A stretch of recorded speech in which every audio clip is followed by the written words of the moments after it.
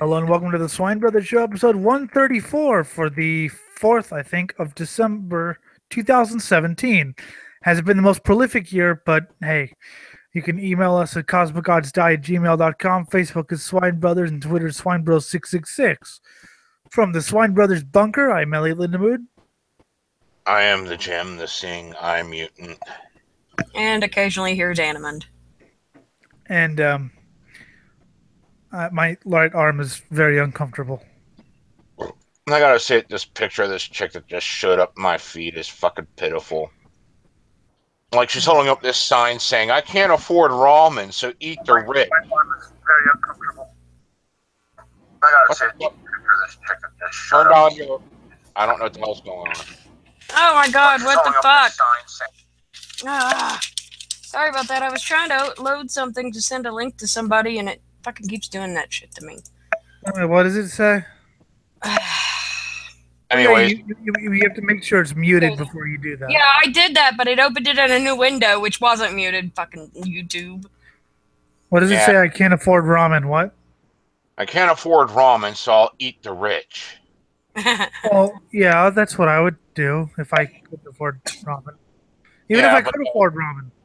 But the sad part here is the chick is wearing clothing that could pay for several months' rent. Her shoes alone, that's worth 1 month's rent. Or like what? It's like one of those like fucking really fancy fucking, belt up going the whole way up the leg.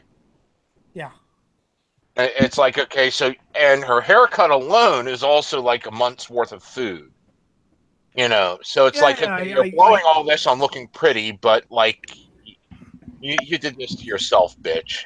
You've never met, well, maybe you have some of the homeless people like that.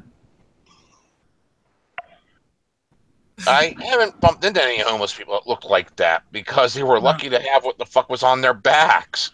No. People in my hometown.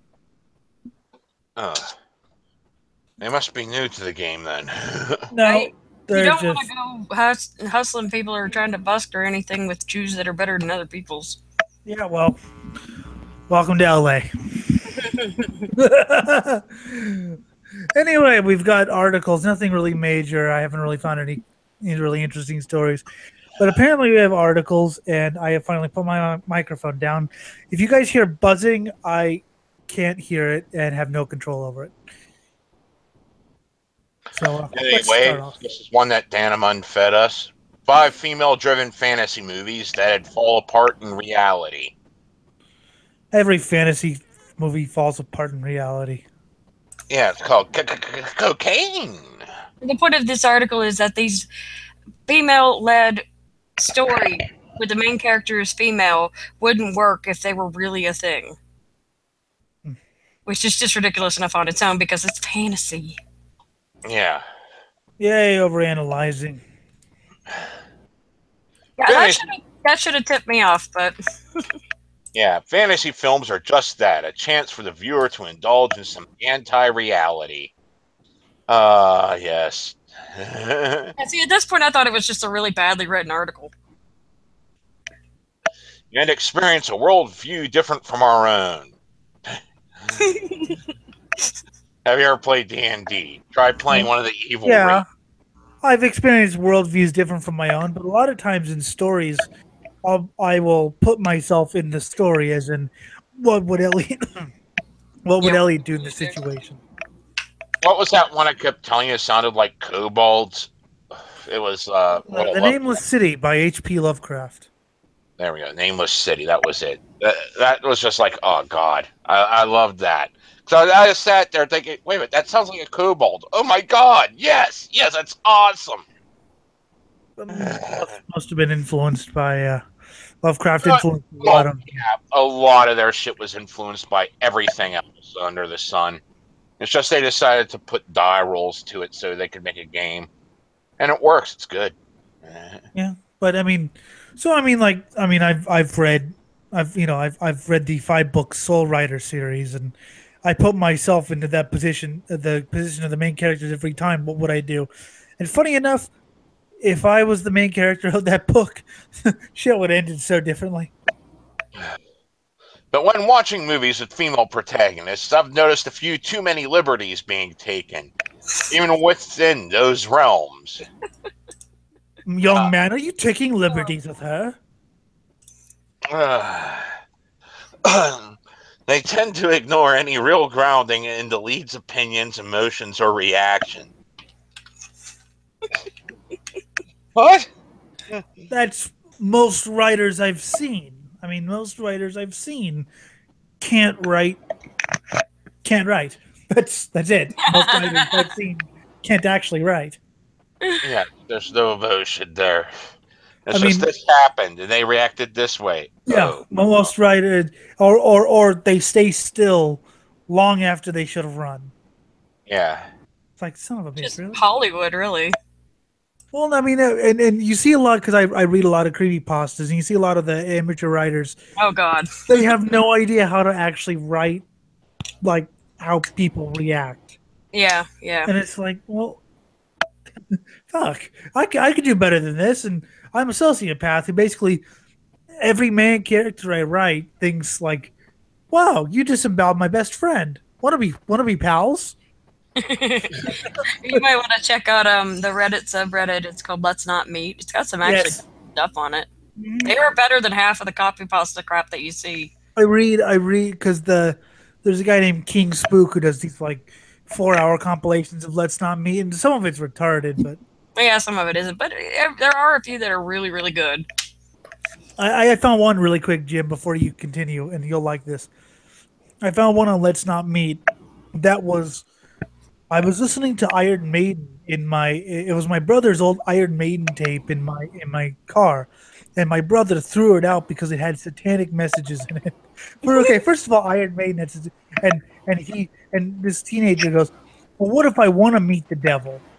And then at night he saw an image of Satan. I was laughing so hard. I was like, yeah, satanic messages in Iron Maiden. That's just, you have no idea. Yeah, Anyway, right? Yeah.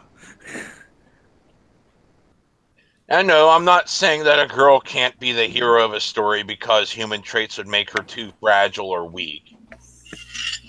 No, women can be the hero of things. You automatically assume that this is going to be the critique against whatever the hell you're leveling. No, seriously, Well, sometimes being weak is a strength, you know? Yeah, being too fragile or weak and then you survive somehow. Oh, wow, the world blew up and I'm alive. More along the lines of, it's okay to admit that you have any emotion whatsoever and not act like Rambo all the goddamn time. Fuck emotions. I like the Lovecraftian ones that like basically don't do anything. They basically just sit there and have themselves be rescued 100 different times, and somehow that makes them the hero. It's like you didn't like that. If you ever read The Damnation Game by Clive Barker, I know Jim has. The guy barely does anything. Finally, at the end, he saves the girl, but he barely does anything. He just kind of sits there and watches. Right. Well, he's a fucking ex-con. I mean, he's just like, whatever, filth, whatever. Okay, I love it though. It's like a scumbag, but I'm just overjoyed to be out of prison for a change. I love it though. He's like, oh look, magic. Okay, I'm not going to do anything. I'm just going to let it happen. I'm saying that in these specific plots, the characters would totally act and react in a different way than what we got. Okay. That's most movies I've seen. Well, then again, what do you mean when react? I mean, because I'm watching the Dark Shadows series, and I would react in a completely different way than any of these people. Yes, but you're not those people, and you're also not a normal person, so that does. Well, and if you ever seen Dark Shadows, it's supposed to be a very melodramatic show, and I'm not. But I'm also not a normal person. It's a fucking good show, though. It's a soap opera, you know. Fuck off. Oh my god, they're eating our friends. Good. Whap! Get out of here. I jokingly told Eric not to tell anyone I was watching it just because of, but it's not your typical. It's. Hey man, I watch soap operas all the time, and sometimes I don't even know they're soap operas until too late. Well, oh my god. Like whenever I do the fucking TV shit with Spooky, oh god. Whatever back in the day, It was like kind of a running gag where like we just grab each other and throw each other in front of whatever like thing was trying to kill us. No, it's your turn, your turn. Ah! I don't have to outrun it. I have to outrun it. It's not a typical, because most soap operas, quote unquote, that I've seen were very women centric. Very it was very. Well, I'm actually watching one called Ripper Street that I did not know was a soap opera till I got about 5 episodes in. Then I'm like, holy shit, this is totally a soap opera. But it's, I mean, yes, it's very, but it's not like, I don't know. I don't know. I like it. It's very gothic. And anyway, but my point is like, and yes, you're right, Danaman. I'm not a normal person. My reaction is usually like just, oh my God, you've been bitten by you've been bitten by a vampire. Cool. Wendy from Peter Pan would never agree to mother the Lost Boys. Maybe she would. This is what drew me in, because I actually could see this one happening. Wendy's character was raised in Victorian era England, or at least was, a holdover from it. In the 1900s, in the very early 1900s, people were still sticking to that whole women are beautiful, fragile creatures and you can't put too much stress on them. Plus, all women were raised with the expectancy they get married and have babies. Yeah, yes. But I mean, I could see this one actually being, true as far as like Wendy going and being the mother to the Lost Boys. I think he's talking about like how normal people would react, and like I said, my judgment is quite pathological. So I can see it happening, but But the writer here actually gives a pretty decent reason. So Jim, continue. Right off the bat, Peter Pan contradicts Wendy's narrative arc and why she's ready to hop on the next pixie dust train to Neverland. Remember is that a euphemism for cocaine? You would think. Cocaine. Dr. Roxo. Dr. Roxo.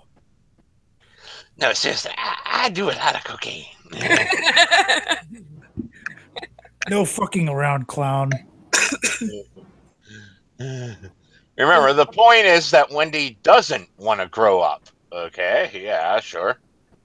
Every version of the movie, from the animated Disney film to the 2003 live-action adaptation, has some sort of ridiculous ruckus involving Wendy, her dad, and Nana, the dog nurse. I didn't want to grow up. My daddy touches me in a very bad place. Dad gets pissed, declares the dog unfit to raise children. That right there, I tell you what, that sums up Victorian parenting in a fucking nutshell. That just sounds like someone who's drunk. Hey, you fucking can't raise children. Which is bogus, because not only is the dog the only one paying attention when Peter Pan shows up, but I don't see her yelling at the kids through the whole flick. If I saw Peter Pan, I think I'd just start opening fire on him. Just die. No, wait, he was offering crazy drugs that let you fly. I want crazy drugs that'll let me fly. Well, okay, Jim. I take his crazy drugs and then I open fire. Think happy thoughts. Think happy thoughts. Man, this is so happy I'm drilling a hole in your head. Ah, I'm flying.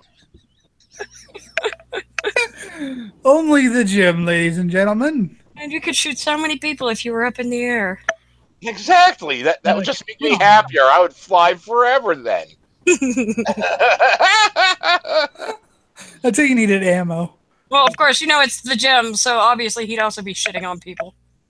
Yeah, exactly. Constantly stopping at a drive-thru at Taco Bell to get more ammo. Yeah. Just shit on people. And tells Wendy she needs to grow the hell up before and leave the boy cave. Well, yeah, you should grow the hell up. Okay. Because of this, Peter, the star of Wendy's strangely accurate bedtime stories, flies to her window to take her away to Neverland on some good drugs. Unfortunately, Peter Pan was actually a child molester. He was Michael Jackson. Ooh! Michael Jackson's Moonwalker. That game was just supposed to lure kids right into his crotch. It's fucking Peter Pan. I think I got lost. Oh, okay. Can you hear me? Yeah. Yeah. I had a minor flub. Okay, continue.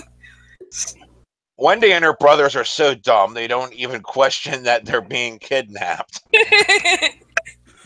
Why not? This guy's just offering you crazy drugs that let you fly. Okay, I'll go with you. Like a kid's gonna be with it enough after they do that much drugs, you know. You're kidnapping me? Okay, I'm cool with that.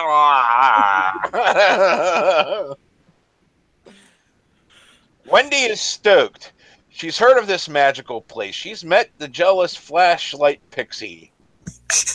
What I mean, what are they gonna think when they actually go to like some like shit stained flat and like the I have seen Tinkerbell porn that goes well beyond the yeah. Oh yes, it's a running theory in our yeah. house that Tinkerbell's basically just a glorified whore. Yeah, Tinkerbell was a glorified whore. exactly. She just liked rubbing the cocks And until like Snow White's a euphemism for cocaine. Mm-hmm. cocaine. And the Seven Dwarves, well, Everything leads back to Dr. Roxo. Yep. everything leads back to Dr. Roxo. And now she's ready to check out some fantastic shit with the cute, albeit violent, flying boy. Oh yeah. Wait, me? Well, Cute? who Well, doesn't not- want?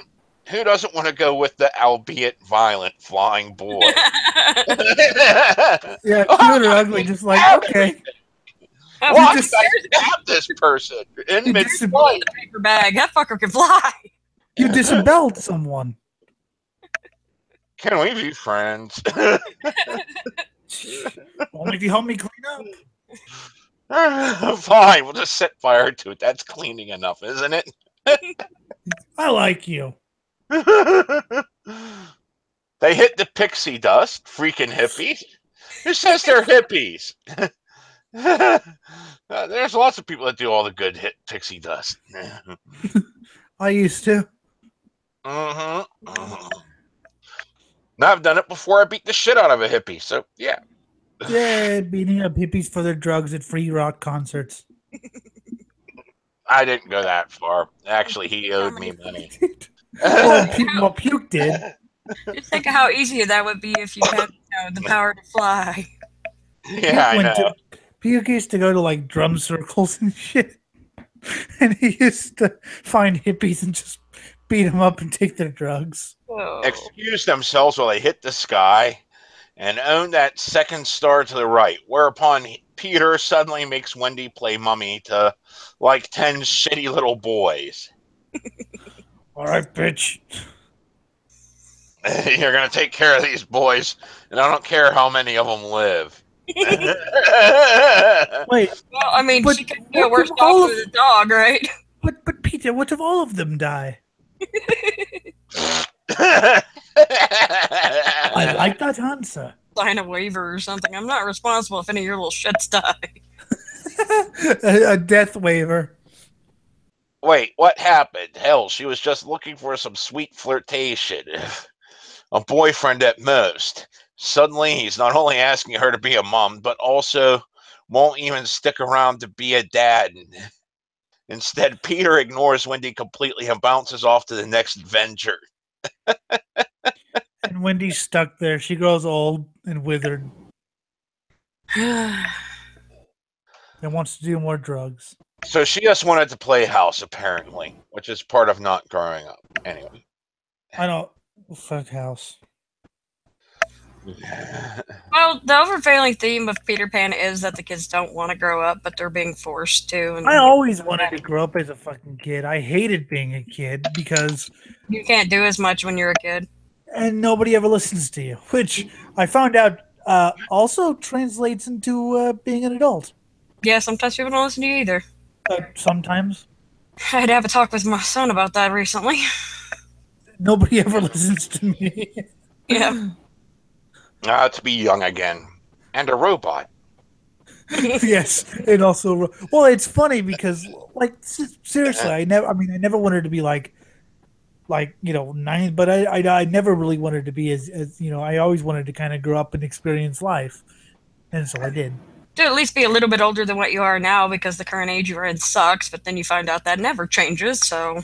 Yes, but I'm happy with Yeah, it takes a long time to become happy with yourself. Or at least where you are. yeah, well, pretty much. I'm at the best point I've been, so Well, let's keep it that way, right? shoot self. Let me just say that if a girl is bold enough to take off with her flying boyfriend in the middle of the night, she definitely has some spunk in her. Enough spunk to get gangbanged by 10 boys. Half her age. I used to have a dream. I used to have a dream that Jenny, my satanic witch friend, would would basically like scoop me up in the middle of the night. We go flying, not so much romantic. We go flying through like some sort of like hellscape type thing, and it was awesome.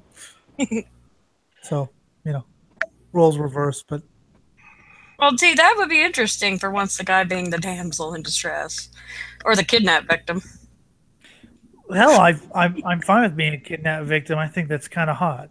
Wait, now, was Jenny taking you off to sacrifice you to Satan or something, or are you just having a nice little broom ride? Oh no, I'm supposed to sign my name in blood on the Book of Azathoth. Oh, there you go. See, that's fun. That And, sounds great. and then she was going to kidnap me. Awesome. The Book of Azathoth. And she The might be listening gun-bearing to this. god. Yes. Uh, she wouldn't evade growing up just to hit Neverland and, well, grow up in a hurry to raise a bunch of annoying ass boys. Who says that's growing up? You never played house? And you never knew some of the fucking parents that I knew. They Every never time I grew played up. House, I always had to be the dad. I never played house actually. Well, maybe like once or twice, but My the only one brother, I ever played with was my sister, and we never got along. right? Well, my brother wouldn't be the dad, so I ended up being the dad. My sister was the mommy, and then our other sister was the baby. So I like you had remember. more of a like I said, me and my sister never we'd play for 10 minutes, then she'd find some reason to fight. There were four of us, so eventually I would get bored and wander off and get yelled at. But I mean, Which is kind of similar to how my life works now. yeah. Let's see. What Wendy would do is give them all the finger, get brunch with Tiger Lily, and declare everyone in Neverland to be insane fucks. I can get behind that. I want to see that version. Somebody with those actual words. I do declare you a bunch of insane fucks. All right, number 4. Christine from the Phantom of the Opera would never Oh dear God! I wish Eric was here because Eric loves. I love Phantom of the Opera too. Probably not as much as that guy, but I hate Phantom of the Opera. Well, that's just different people, but No. I like the story in general. But then I realized how creepy it was after I read this part of the article. No, I hate the musical because I've had to hear it over and over. Yeah, I can see that. The story's whatever. I do like the Iron Maiden song. You know what I've always wondered about the Phantom of the Opera is they're supposed to be in France, and she's supposed to be Swedish, and they all have British accents. I'm sorry. That's no. So magic. I mean, the Sound of Music, you could plausibly say they're speaking Austrian and it's being fucking interpreted. But I would assume if they're French and she's Swedish, they're probably speaking English or French. But there exists almost no woman in the history of people who hasn't been harassed, stalked, or had her personal space violated by a man in some capacity and enjoyed it. What's hilarious about the Phantom is that there's a sequel that implies the Phantom actually had got her pregnant. Well, they actually mentioned that later on in the story, but oh, sorry. Anyway, as far as that sentence goes, yeah, that's probably true because that just happens. But then that's a matter of opinion. I only know because fucking Chavez. Yeah, Jim. Because the epidemic of sheer joy and happiness is so prevalent, most females are taught how to recognize clear signs of a man who's going to make her happy. No. And who has the opposite of your best interest in mind. Yes, which is why it's never happened to me that a girlfriend who I actually like valued her opinion dumped me and married someone who, or I'm sorry, dated someone who beat the shit out of her and got her hooked on crack. Yeah, You know, yeah. there's a whole nother argument there about society and shit like that Actually, that did happen to me. don't need to have right now, but basically this woman is saying that all men are harassing, stalking, and personally violating the space of women, and that women are most women are taught to recognize clear signs of danger. Yes, Which which is is not why, true at all. like I said, she dated, I wasn't perfect, obviously, but No, nobody is. I at least valued her opinion and didn't beat the shit out of her and get her hooked on crack. How I wish this wasn't a true story. Yeah, some people just need to go do their own thing, and I guess sometimes that means getting hooked on crack and getting the shit beat out of you.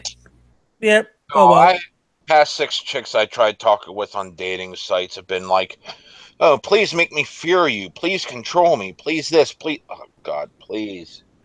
I want anarchy to reign. Don't want to fucking say everything that you need." Whenever someone told me that, and I said, "No, look, I'm a very strong, I guess you call it type A or whatever personality, right? I want you to control me. If you can actually dominate me and the ego I have, if you can do that, it's I just look for someone that can fucking be themselves because I fucking hate controlling every aspect of someone's life. God, oh Yeah, yeah. it got too Obviously. many me. And chicks like that, and it's like, Well, look at Judy. She was, everything was about me, and it's like, yeah, that's great, but what about you? And then yeah. when she tried to she would make like half-hearted attempts to assert herself, and then they would just kind of fizzle and fall at flat. that point. But I do like being, if I do like being dominated somewhat because it's so rare that it happens to me. I found that's actually fairly common amongst most people and like men, but it's sadly more common amongst females, which is why it's so hard to find someone who can dominate you like that. I mean, not all the time, obviously, but I'm just saying, if Yeah. you can actually get me to do something I don't want to do, that's impressive. Because I'm a stubborn motherfucker. Multiple stab wounds. Anyway,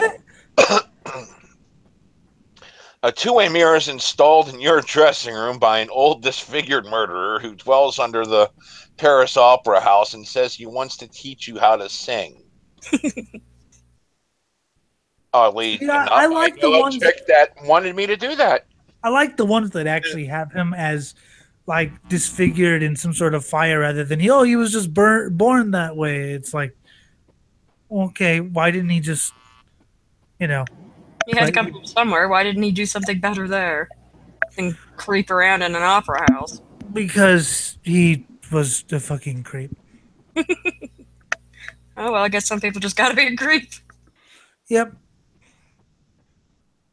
I don't think I'm overreacting by saying that this just might be one of those tiny red flags women talk about. It's a fantasy story. It's supposed to be creepy. I mean, that's the point of the thing. It's supposed to be like he's evil, but he's good, but he's got a heart, but he's a murderer. It's supposed to make you like, are you supposed to feel sympathy for her? It's supposed to like that. That's how I interpreted it. This might be one of those things that's just your arguments is just a few sentences away from saying we shouldn't have bad guys at all. We should always have bad guys, That's the point. He's the and we bad should guy. always we need more bad guys to win. That's my fucking. The funny thing is, even if I hate bad guys, I have to subconsciously root for them because I can't. No matter how badass the good guy is, he's just not badass enough. Until he murders a family and force feeds their remains to his villain. Yes, but yes, okay, fine. The Phantom of the Opera isn't a romance because Christine is not a fucking idiot. Actually, she kind of is. Yeah. Yeah. And the Phantom is not the sexy, swaggering, darkly romantic figure he's pushed to be. Oh, look at that gender assumption.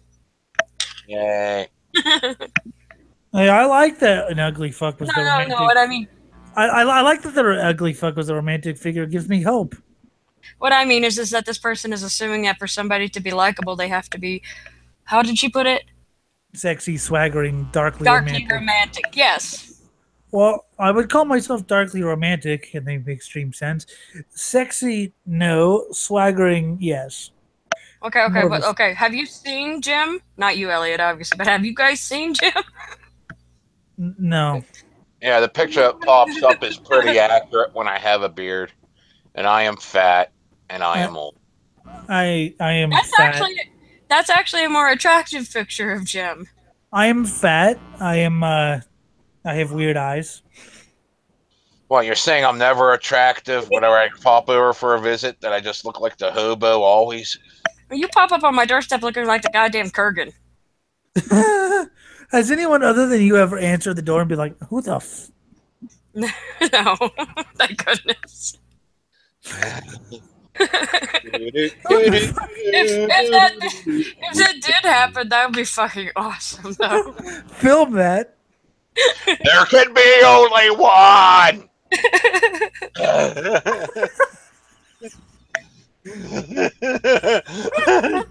The worst part is I still have my swords. Oh no. Oh Lord. You Okay. fucking, you I fucking just show up with a sword on and it's fucking hilt on my belt. Going, There can be only one. Now, see, here's what would realistically happen. They'd open the door, freak out, be all like, "Who the fuck are you?" Jim would probably throw a monster can at them full. And then I would show up and defuse the situation because that's usually what happens. See, what would happen is Jim would actually, like I said, he would shout, "There could be only one," while throwing a monster can at them. Aim for the head, right? Yeah. he is a terrifying, crazy person who not only murders people, but also demands cash from the opera house managers like some kind of cartoon lunchroom bully. What's the Sounds like a problem with? great vocation for me. Sounds like a great life partner. Mhm. They're highly motivated. They can get the money. You'll And be they set murder for people. life. Yeah, anyone gets in your way, I don't like this person. Poof, they're disemboweled. Sounds like something a mob boss would do, but he's only a mob of one. Hey, Yeah, but he hides through the stand them up. sewers, Stand, man. stand them up. I mean, Stand them up. Hmm? Stand them up. Hmm? I don't need no fucking anybody else, okay? I'm a mob of one. You fucking got me there? seriously, you see what the fucking turtles do going through the sewers. Right at. Someone needs to make an adult version of Teenage Mutant Ninja Turtles. I think it was supposed to be that to begin with, actually. That the original was a lot more dark than they. Yeah, but it's not dark. They're dark by my standards, though. It would take Christine no more than 15 seconds max to figure out all this mirror dungeon shit is a terrible idea. Unless she was so heavily into that kind of mirror dungeon shit that it was a turn on. I've known chicks like this. Hey, that might actually explain part of the story in this. Yeah, actually, I've been thinking about that for about a year now. I mean, come on. I've literally had chicks try to flirt with me by saying, please make me fear you. I've had chicks flirt with me by saying shit like, "What would you do if I got run over by a car? Would you masturbate on my remains?" I'm like, what the hell? You see, that's pillow talk. Yes. And that's why I form relationships with these people. But for some reason, in every version of the story, Christine and the Phantom are paired together like some sort of goddamn fan fiction fodder destined couple. Right. Yeah, except for it doesn't work. I mean, I've been writing too much fan fiction, but I can see that happening. She's basically implying that they're supposed to be the OTP, which is the one true pairing. As in, no, yeah, the one true pairing. The one true pairing is like a minute into the thing, Christine just kills herself and the movie ends. Oh, but wait, no, the movie doesn't end right away because you have to watch him slowly dragging her body off to the sex station. There we go. Just like her feet being drug out of the frame or some shit like that. Yeah, you just let your mind wander with that one, and then get all the great horrible images. Like, oh, wow. I believe TSOL described that as code blue. Even though she happily hooks up with her childhood sweetheart Raul at the end of the story. Sadly, not Raul Tejada, although that would be interesting. I've written porn about him. Okay. Well, no, people are weird. Although Andrew Lloyd Webber gave in to the fan fiction and wrote a sequel musical called Love Never Dies, which insists that Christine boned the Phantom off stage and carried his weird Phantom baby. Weird Phantom. Yes, I know Eric keeps talking about that. I don't know why he tells me this, but hey, you know. Thanks for the gift of the rape, baby. Weird Phantom baby. That needs to be a song. Weird Phantom baby. It sounds like a song, doesn't it? Weird Phantom baby. Let me reiterate. Christine is 16 years old. The Phantom is like 60, and you have never seen chicks trying to beg older men so that they could become the jailbait of the man who dreams. You've never seen the glam scene, not as it was in the 80s, because those guys were like 20, but nowadays where you have 56-year-old fat, beer-bellied, spandex men, and it is more horrible than it sounds, trying to pick up 15-year-olds. Here's another part of the article, though, that got me. The 15-year-olds still throw themselves at them. Yes, and I actually found that kind of depraved. Even I was like, you know what? This is too much for me. See, this is another part, though, of the article that I found irritating because she's basically assuming if you're not sexy, swaggering, and darkly romantic, and also if you're old, you're not worth boning.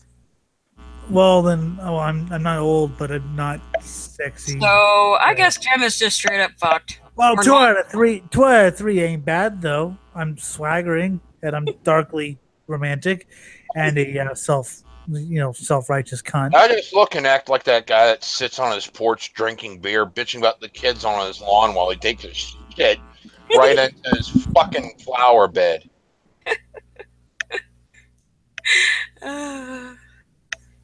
And somehow I still get laid. I don't know how. Yeah, I know. It's just that's why we love you, Jim. You know, that does actually. You talk about poop more than my toddlers do. I what? You talk about poop more than my toddlers do. Yay, and they're at the age where it's golden. Well, yeah. In a scene after he drags her down to his magical creep dungeon below the opera house. Yes. Christine wakes up on a pile of soggy sewer blankets. And out of courtesy as to who this masked singing teacher is, she pulls off his mask, and he threatens to beat her. And I know chicks into this. Have you ever seen? Have you ever seen chicks licking filthy fucking place worse than the fucking New York City subway terminal toilets? Literally, like they're licking things that look like this was my dad's toilet. Have you ever seen the El Duce of the Mentors on Jerry Springer, where Jerry's like, "Okay, take off your mask. Okay, put it back on."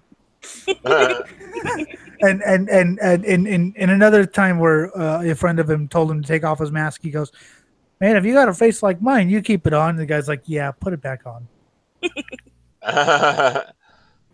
Like looming over her while she's cowering.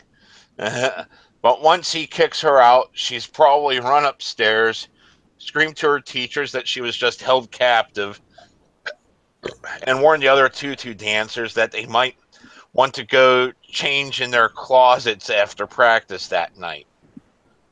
Actually, I know what she did. She logged on to Wikipedia and researched poisons.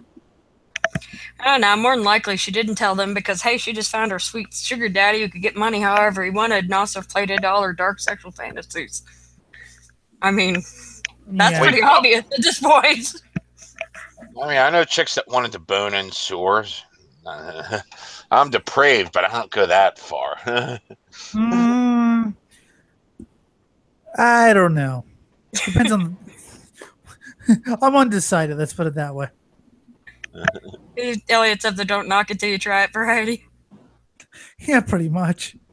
I'm scum, so Instead, she keeps it a secret until halfway through the story, and by then, even her boyfriend thinks Christine should be live bait to draw the Phantom out. See? They totally had a plot working against the Phantom, her sugar daddy. live bait. Jail bait. Dun dun On the dun. interstate. Why not both? Yeah. If you're gonna do it right. Number 3, Alice from Alice in Wonderland is possibly the worst tour guide. This is the one I What really. are we talking about? The one where, like, she meets the Mad Hatter, who Yes. sucks her off, who sucks him off, and then like he jizzes, and she's like, "What the fuck was that?" Because like sex is new to her. Or are we talking about like the animated version and shit? We're talking about the book and the animated Disney version, basically. Now, I have a question about Alice in It's Wonderland. not Through the Looking Glass. It's the first book, which is Alice's Adventures in Wonderland. I have a question. Are you What? sure that wasn't just like a 10-year-old like taking acid? I don't know. Charles Little was a creepy guy. Yeah. Or not Charles Little. Lewis Carroll. No. Yeah. Little The would have first been. thing to consider is Alice's day-to-life pre-Wonderland. She's always lived a very regular, non-fantastical existence. Like It everyone makes else. zero sense that she would follow a talking rabbit down a dirt hole, voluntarily burying herself in a shallow grave. If that Makes was you, perfect Jim, sense. if that was you I'm or me, I'd be bored like flashbacks.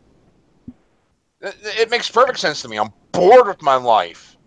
There's a talking rabbit. What the fuck? Where the fuck? I'll go down this hole, sure. It's worth mentioning that at the very beginning of the book, Alice is sitting on a riverbank with her sister, and her sister goes and asks her to do something that she doesn't want to do. I think if it's chores. And Alice is just like, no, fuck you. And then she has her adventure. That makes it double incentive. I don't want to do chores, and my life is boring. There's a talking rabbit. Or Jim, Offering me the mushrooms. or for you, Jim. Flashback. I remember the one guy who took acid and tried to jump off out of the window because there was a chrome butterfly circling around the top of the building, and he wanted to jump on and get a ride. This girl is what, 7 years old? 10, actually. I know a story.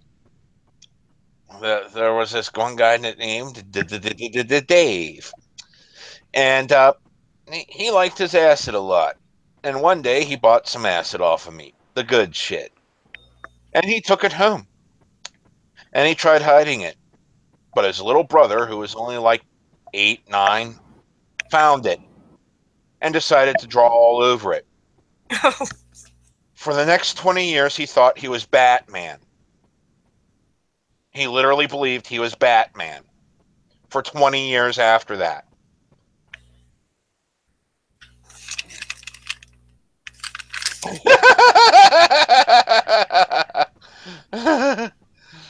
Oh, memory. Well, at this point, this is just a fantasy for Alice, you know? Yeah, I know. But Elliot was talking about the drugs, so I had to bring them up. Well, when you think about Alice in Wonderland, you always have to think about drugs. Everything's so nonsensical there. Yeah. I remember my childhood imagination would think of shit like that and worse. And then I took acid and I realized, wow, I can think of even more fucked up shit. She knows her own mortality and understands danger. Only a stupid baby would follow a talking rabbit into the ground, unless your life was as ordinary and boring as it was portrayed, and you were attempting to escape chores and all this other shit, and you were a child. Oh, God. What the fuck happened? Everything went dead. Sorry, I had to move. Okay. Okay, so yeah, I don't... Stupid baby.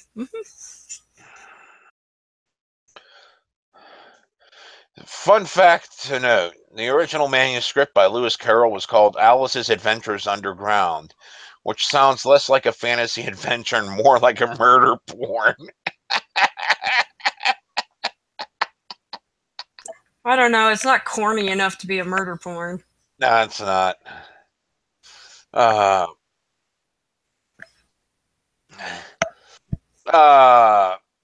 And there is a fundamental problem with Alice and her underworld adventures, and it lies in her blasé interactions with what's happening around her. On one hand, the audience could be presented with a version of Alice who is absolutely stoked by what's going on down in Wonderland and takes control of the narrative like no other. She just thinks Wonderland is the coolest place ever, and it wouldn't be the normal kid going down there. It would be the weird, quirky kid going down there. That wasn't.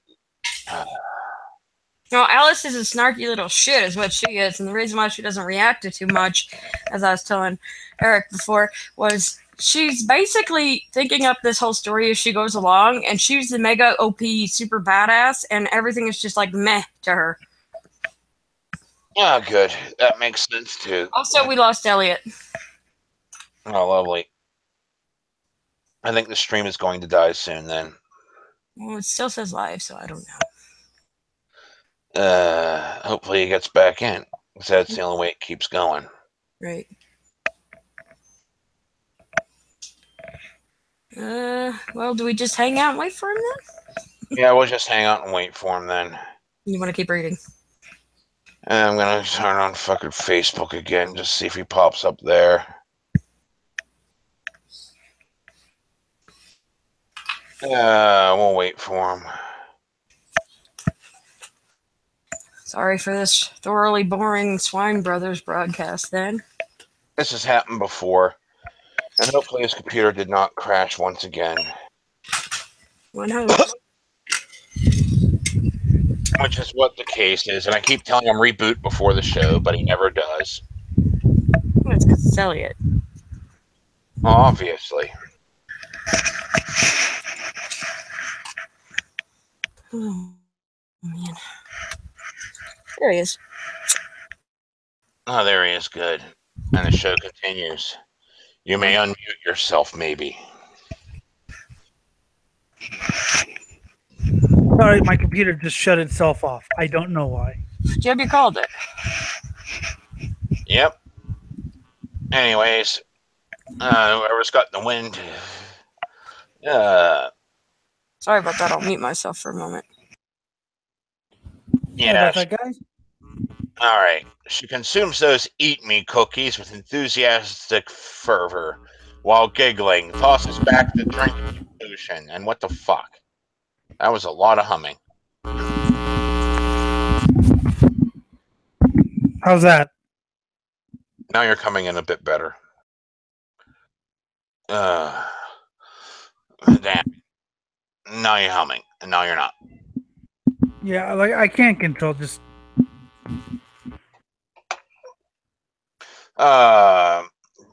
Tosses back the drink me potion like whiskey shots on Tuesday, and exchanges pervertic anecdotes with the Mad Hatter that would put the comments section of Ariana Grande musical video to shame. Children died at her show. By the way, we have one viewer who I think we just lost. Aw. Because of my well, I don't know that for sure. It just usually when you make comments about kids being murdered. Hell, she'll be the one to cut off that damn queen's head and paint every rose in the fucking room if she feels like it. That would be actually much better story. Just die. And Alice becomes the fucking queen. Mm-hmm. That would be a much better story. On the other hand, what? I think I've read a couple of offshoots that actually did do that, like alternate tellings. Well, yeah, I did that with my friend Alice. I basically made her into Alice in Wonderland. But like I said, she became, sociopathic. Good. On the other hand, we could see a terrified little girl who's doesn't understand what's happening around her, and Alice who screams and cries because all the nightmares imagery, like the Yes, and pussies that's that annoying. we pointed at whenever they couldn't hack my attic after eating 16 hits of acid. And then there's like this kid there with this weird blonde mohawk screaming, "Eat another one or I'll kill you!" I prefer the sociopath. Another version of Alice might be confused and terrified because she doesn't know what she did wrong. Does Alice believe in God? Does that even matter? If so, what are the chances she thinks she's died and been sent to hell? Yeah, Yay! That's yeah, heavy thinking for a 7-year-old. yeah. I think Lewis Carroll was some sort of Christian or something. So, Yeah, he worked at a Christian college. oh, he should die then. Oh, he already did. She would wonder what she did that was so bad in her life that she deserved to have this punishment inflicted upon her. Yay, She that didn't reminds me of when appear. I was 7 wondering why I was going to hell. She didn't appear on Swine Brothers. Mm, that's reason enough. And if this is the case, the Alice in front of us wouldn't just cry because she's grown to the size of the house, but she might because her mind, body, and sense of normality are being stretched, manipulated, and compromised throughout the entire story. Good. It's fun. See, this only lends credence to what I said about it being Alice's actual fantasy. Like I said, she's in control of everything that happens. That's why she's so blasé about it. Everything that's going on is something that she knows she can eventually work her way I through. remember when I watched that movie as a kid. I don't remember which one it was, but it was, I think it was one of the old ones. I'm like, why is she so like blasé about? Oh yeah, there's people painting roses. At I one mean, point, I like if I saw people painting, I'd be like, what the? Why are you painting? Where am I? at This one is point good. in the story, she basically tells herself, "Look, I tell myself really good advice, often very much all the time, telling myself good advice, but you really ought to listen to it more." Ain't that the fucking truth? So she's like constantly talking to herself throughout this whole thing in Wonderland. That's how you know it's a fantasy. She's always talking to herself. Either that or she's just fucking mental, Either way, it explains the blasé shit. But right? Alice only displays the slightest bit of annoyance when she can't figure out the Mad Hatter's riddles and deems the Tea Party stupid. But see, I mean, 7! see, I would cross the blasé with being an utter sociopath. Who cares? Let's stab this person. This You're is my killing the fantasy. rabbit. Ah. Killing Alice the reacts. rabbit. Alice reacts to almost nothing happening around her, meandering from one chapter to the next, compliantly participating with the dystopian hell fury she's forced to accept as her new reality, We with need no to, promises of going home in sight. At one point, she says, "We needn't be afraid. They're only a pack of cards." Woman was crazy. That's great. And then she discovered that it was all just an acid trip because And she woke up. her sister fed her acid when she was 7. And then she wakes up at the end of the story, and you know it's just her daydream that she had on a fucking riverbank while petting her cat. And then all of a sudden her cat grows 3 heads. Was it really a dream? Oh no, Dinah! I must return to my home planet Zircon. Experiment successful. Retrieved test subject. The Wizard of Oz and Return of Oz wouldn't work if they shared the same Dorothy. Return of Oz was shit. I haven't actually seen it. Oh my god, I have. I have not I seen probably that. wouldn't like it. Return to Oz was a Disney sequel, but not sequel to The Wizard of Oz. It was made almost. It is the worst. Like, I used to like the Wizard of Oz when I was a kid. Return of Oz is like the worst. Like, shoehorning in of. I think it was whenever they met the lion, or was it the Tin Man? Not even the Tin Man, where the guy got lynched in the background. I just remember seeing that. Yes. Uh, it was made almost 50 years after the original, but takes place about 6 months later. A melancholic version of Dorothy, traumatized by the events that took place in Oz, has severe insomnia. She sent a key via shooting star and tries to tell her Aunt M. Her reward for relaying the story, she's taken to a mental institution for some electrotherapy under the ruse that the procedure will help her sleep. Just Good. another example of somebody actually recognizing the signs of mental illness. Yeah. Yes, you think there's a scarecrow and a tin man. A girl later revealed to be Princess Ozma helps Dorothy escape the institution during a thunderstorm. Yeah, The see, that's girl, totally delusional right there. yeah, the girl presumably drowns, and Dorothy wakes up in a version of Oz that is in ruins, with her friends from the original turned to stone. And people with fucking wheels for hands. Holy shit, now that I write it all out, it feels like it was written by Pink Floyd. No, it does not. No, well, yeah, that I hate Pink Floyd, actually. Uh, It just seems like a bad sequel. Watching this movie and seeing the challenges that Dorothy, played by someone. Veruza Balk, she was in The Craft. She I played don't that care. hot bad girl chick. Whatever. Oh, yeah, the only likable character in the movie. Yeah, exactly, that girl. What movie was that? The The Craft. Craft. Oh yeah, okay, I've seen it.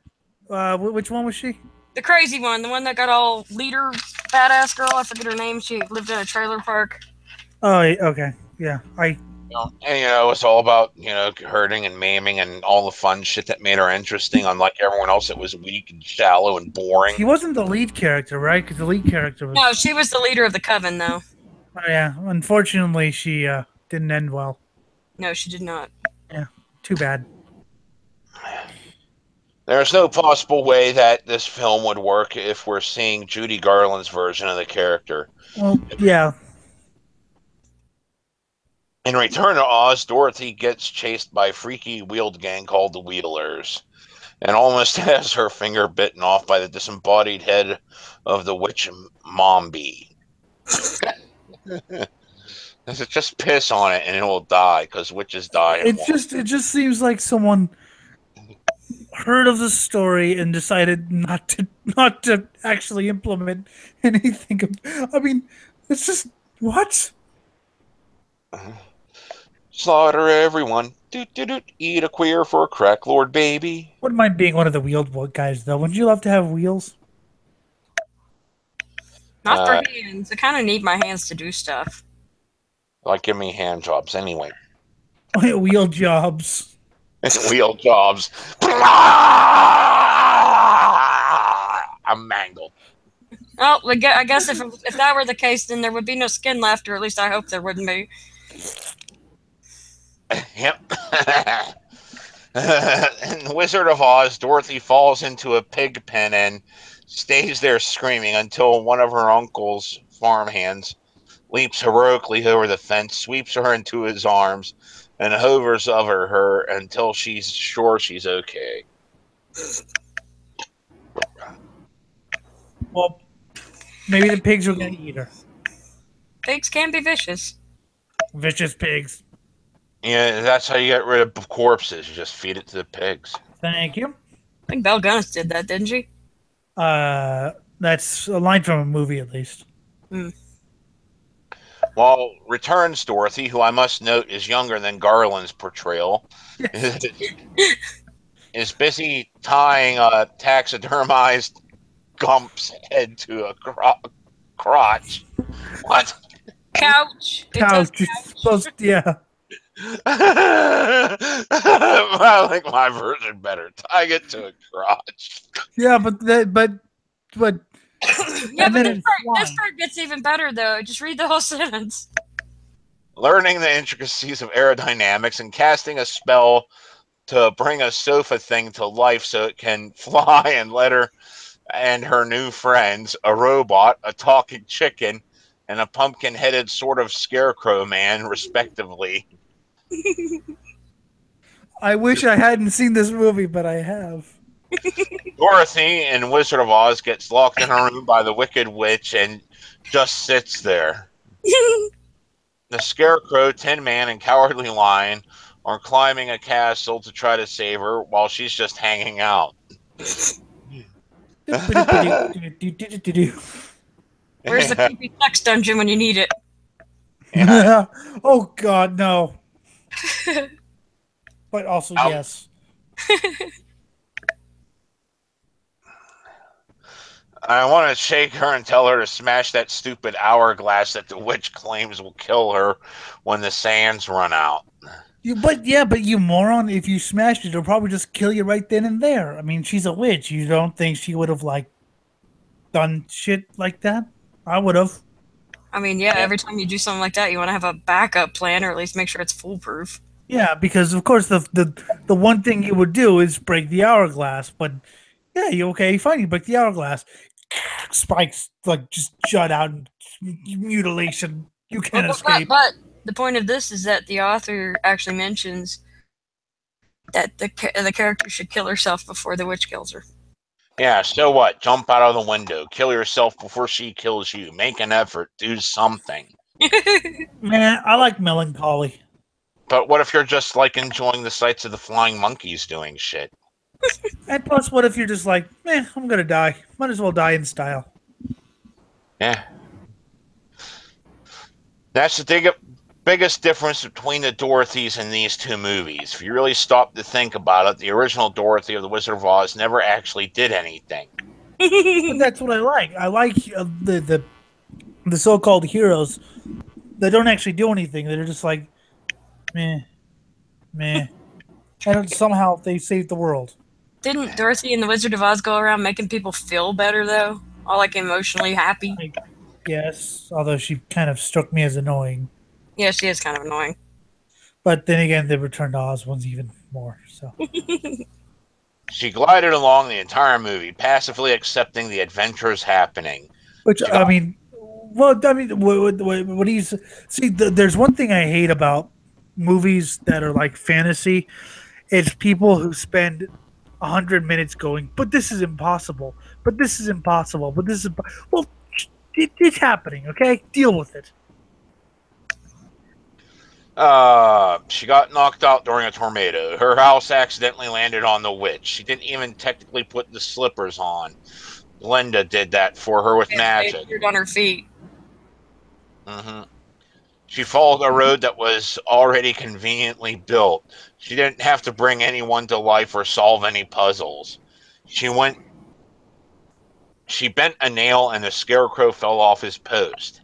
She picked up an oil can that was at her feet and alive came the Tin Man. Even the lion didn't tear her face off. All she had to do was walk and everything just kind of happened to her. I like that, though. It's just like, how did I end up here?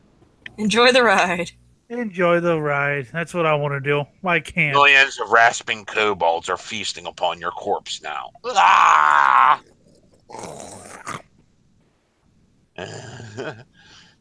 Imagine this character being thrown into Return of Oz, where she has to figure out literally everything happening to her on her own. Yes, but what's happening to her is so retarded. I wouldn't. I'd just be like, you know what? I give up. This is stupid. If we go by what the author said about Alice in Wonderland, then I guess we expect that Dorothy should have, like, lost her shit. Or just become completely sociopathic and kill everyone. And Yay. Fly on a Gump's head. I don't understand. On the crotch. I think the sofa is actually even funnier if you just think about a flying couch. We couldn't. Flying couch would also work. It's an upgrade from the carpet. I think I'd rather have a carpet. The yellow-dicked toad was smashed. The women were missing their heads. The Gnome King was turning dudes into green ornaments, and for some reason had an aversion to eggs. There was almost no way that Garland's squawking, rambling Dorothy would have survived being chased by the Wheelers for 5 seconds. Yes, but God, that was such a shit movie. They'd hustle her ass over to the deadly desert. She'd turn to sand, and the movie would thankfully be over. It would end in 42 seconds with "Somewhere Over the Rainbow." Ah, dear Christ, there's my face fucking off. Ah! I think that's the only part we can agree with. All right, and number 1.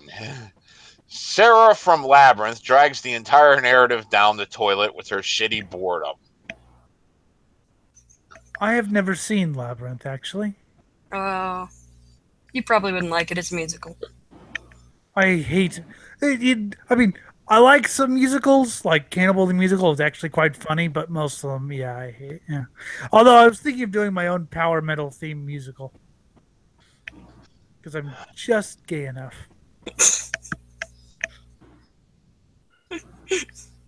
What makes Labyrinth so interesting to examine is the infinite number of directions the story could have gone if only the protagonist, Sarah, was more like a person. Any kind of person. Even me. She goes from manic and pissed to completely non-reactive so fast that it makes her completely unrelatable to the viewer. No, it doesn't. Trust me. I have literally had situations where I'm pissed off, and then all of a sudden I realize it doesn't matter anymore, and completely just Shut down. And people, what happened? You were so pissed. You know what? My brain just kicked into gear. I'm pissed off. You stole that baby from me, and I'm gonna get fired, and my parents are gonna blah. Wait a minute, what? I'm in a weird world now. There's a bog of eternal stench. Let's throw people in it. Start with Hoggle. Well, you know, I'm one who adjusts to his surroundings, so. And through the whole movie, Jareth the Goblin King is giving her fuck eyes and trying to convince the viewer how special she is. Fuck goblins, seriously. I hate goblins. One of the reasons Labyrinth was originally panned has to be that Sarah isn't a character most people would want to kick it in the maze with. Well, why would you want to? What? No character is relatable. I mean, like, give me like. No character, even in my favorite stories, is someone I'm like can relate to. Everyone's either too emotional or too. This is impossible. Fucking shit, it's happening. Deal with it, or you know. I remember when I was writing The Slain Man, and I just sat there and said, you know, it'd be cool if I had a dragon come in the middle of a modern day gunfight, and like the one main character's reaction was, "What the fuck? Fuck is that?" People are going insane. Yeah. Meanwhile, the guys that they were fighting with try to shoot down the dragon, who just breathes its breath weapon and freezes them. Solid. But I mean, okay, like even my favorite stories have a lot of characters in it. Like I said, where I'm just like, I wouldn't have done that. Why are you doing that? Don't do that. Do this. Sometimes it's entire story arcs where you're like, this shouldn't be happening. Why did you do that? I mean, sometimes I even get why they do it. Like why you would be afraid that you're going out to this mysterious thing you're like supposed to be afraid of because you're indoctrinated into like religious class at school. But at the same time, like I don't give a shit, so I'd still be like, stop screaming and just do it. Out of the gate, Sarah is deranged and cruel to her family, like many teenagers. She spits hate in a narcissistic monologue fashion, like many teenagers. Really, all her dad and stepmother asked her to do was babysit her brothers so they could toss back a few drinks and pretend they aren't totally drained by that shitty thing called being adults. That was the literal sum of what I was taking away from this part. She's a teenager. Yeah. She's like a morose 16-year-old girl with mood swings. Yeah, I think if I were to actually write a story, it would be the most boring thing in the world. Just this complete apathetic person who just has all this stuff happen to him and then goes insane and kills everyone for no reason. I think they already wrote that story. I'm pretty sure it's called Jeff the Killer. Oh God, that story sucked. I've actually seen a reboot of it that makes it like a lot more realistic. But come on, the original story was like completely I know. unrealistic. It was just, I know. and then all of a sudden he just wanted to kill people. It was like it was this normal kid, and then all of a sudden he had this feeling that he wanted to kill people. The end. They Pretty much, did. that's exactly how it goes. I will say though that although I thought the story sucked, they did do a good production of it over at Chilling Tales for Dark Nights, complete with voice acting and sound. Cool. Really, really good, actually. Sarah summons Jareth, a warlock with a very prominent pants bulge, like most teenage girls fantasized about, along with a whole mess of Jim Henson puppets. Muppets! Yeah, I don't think that one got the message. Why didn't anyone say? Why doesn't anyone summon me? Then again, I hate teenagers, You but wouldn't still. do what they asked. You'd just sit down and be like, ah. No, I'd be like, oh yeah, we could do that, or I could teach you how to be a complete demon. First, set your brother on fire. By wishing he would kidnap her baby brother.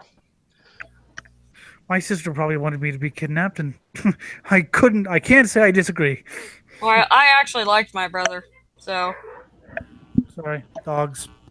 Jareth takes the baby and tells her that if she wants him back, she'll have to make it to the castle at the center of the labyrinth in under 13 hours. Yeah, but you just told him to take him. If you want your baby, but no thanks. You didn't let me. You didn't let me finish my sentence. Yeah, I know. No I'm good, thanks. thanks. But come on. At least let me do the speech. All right, if it makes you feel better. That was a thing. I did a skit, or I did a script where this guy summons a demon, but the demon keeps repeating himself, and he interrupts him. But the demon has this like death metal voice, like, and you'll feel a world of pain. Yeah, I know. And the demon all of a sudden goes, "Don't interrupt me." Now, all of a sudden, Sarah stops Shakespearean screaming and hating on everything. Just like a typical teenager, when realized, oh shit, I could be grounded for life. See, I wouldn't, because I'd just be like, "Oh, my brother, he got abducted by aliens. I'm going to bed." Yeah. She, without any sort of amazed, frightened, or intrigued reaction, says, "Come on, feet, let's go." Well, yeah, you've got 13 hours to do this thing. You really don't have time for a reaction. Just, Yeah. I mean, there's a certain point in time where, and you'll hear people who been through harrowing situations where they just stop thinking about it. They just go. Autopilot, yeah. Yep. It's a perfectly reasonable reaction. I mean, and when you got 13 hours to do something you have no idea. Here's a better question. If she has 13 hours to find the baby, how long were her parents at the bar? Yeah, right. Well, maybe time stops or something. I don't know. I'm sure it does. It's just funny to think about. Well, no, because think about it for a second. They get into the bar, they spend 5 or 6 hours, and then they sleep for 8 hours, and What's even weirder here is that based on what we've seen of Sarah up to this point, why would she step into that maze? I believe the author of this article has never had her parents come down on her. Probably. Yeah, but I have, but I still wouldn't have. Because I would have just said, but you're like, different. Most kids would be like, "Oh shit, my parents are going to kill me." Nope, Yeah. no fear of the parents now, no fear of authority. Whereas they would just like ground me, and I would just watch TV while they weren't looking. I mean, fear of authority is something that explains a lot. Not having one anyway explains a lot about certain generations. And certain people like me. Well, not necessarily you. I don't care whether or not you have fear of authority or not. You're a metalhead. What I mean is that this article was written by somebody who seems like a special snowflake who's never had to have a bad thing happen to them in their life. I mean, yeah. I mean, I've had bad things. It's just that like I said, it was just, it never affected me. Like, The woman thinks that Alice in Wonderland should react by screaming her full head off. well, she also said she should react by decapitating the queen and painting the roses, whatever the fuck color. Yeah, she's this author herself is living in a fantasy realm. Yeah, we're gonna paint the roses red. Where are we gonna get the paint? Decapitation, decapitation. There, paint with that. He's talking about going all action movie hero on, the Red Queen and all that whatnot. No, I'm saying she's gonna decapitate people and paint the roses with their blood. Yeah. I would worship that. I would worship a 7-year-old who did that. She's displayed zero sense of loyalty, bravery, or compassion. That is true. She did display absolutely none of that. But if you understood the wrath of the parents, you would realize that's a great motivator in saying, oh shit, I done fucked up. True. I better do this before I get my ass handed to me. True. Fear. I mean, maybe I would have, maybe I wouldn't, because I understand that. But what is compassion again? I don't know what that means. That's when you feel for other people. Yeah, and you do nice things for them. Like save them from a Goblin King. Yeah, you're talking an alien. Maybe the Goblin King would have raised him better. Maybe. He was talking about turning him into a goblin. Oh, fuck. Save him. I'd buy it from her if she scoffed, grabbed a copy of 17, and was basically like, let the parents hit that maze. Their baby, their problem. But like you said, look, I can get punished for this. My parents are going to disembowel me and lynch me with my own intestines. That's parenting back in the day. You don't comprehend this because your parents coddled you too much. Actually, if I was Sarah and they were at like a bar and I had 13 hours, I'd just like fucking pack my bags and just bye. Don't forget to raid the liquor cabinet. Yeah. Well, no. I would pack my bag and just run away. Just like, fuck it. Not my responsibility. My parents can't get me. Well, you could always do what Casey Anthony did, the nanny. Yeah, but she got caught, didn't she? Yeah, but Zenaida the nanny didn't actually exist. I'm just saying you could use it as a convenient excuse.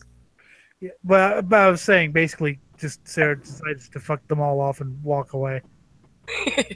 I'm a missing person now. Yes, right?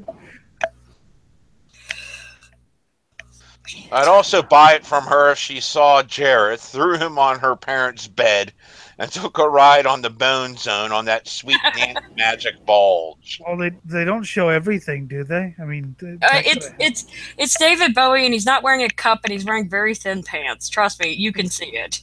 Yes. No. I mean, they don't show everything that goes on. There's, cutaways, and there's scenes they don't show. Yeah, there was that part where he had her in the magic. Well, what was that? Like a trance or something, and he was trying to romance her with bubbles. Would you fuck David Bowie though? Maybe. I mean, in his current state.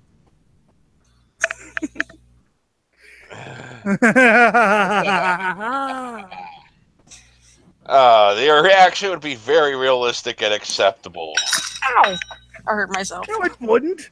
A realistic and acceptable one was, I hate this kid with all my life, but I don't want to be grounded.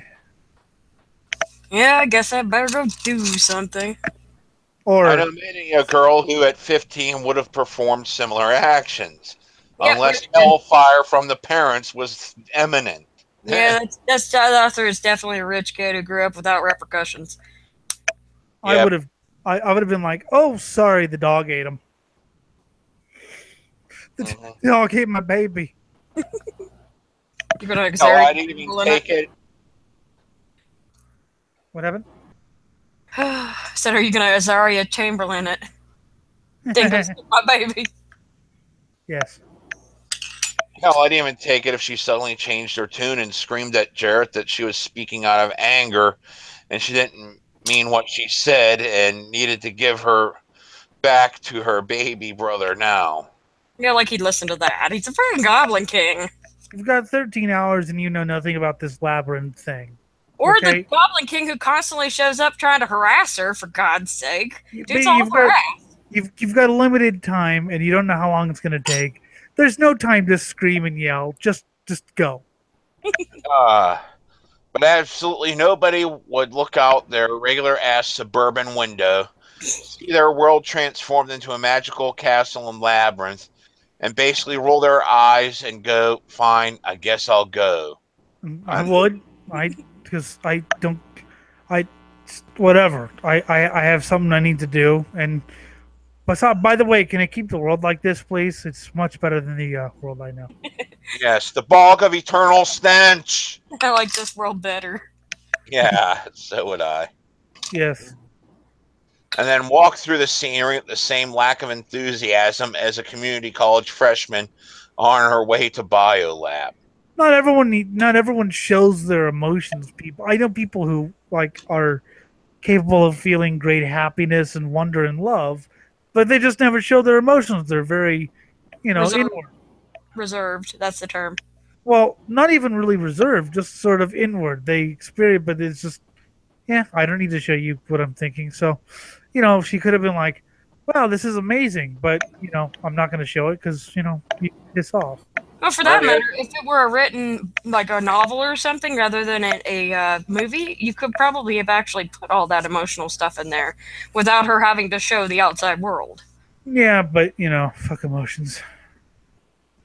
Especially during the dungeon scene in which Jared shows up out of nowhere, leans on the wall like a cool dude trying to impress a girl and says, "So how do you like my labyrinth?"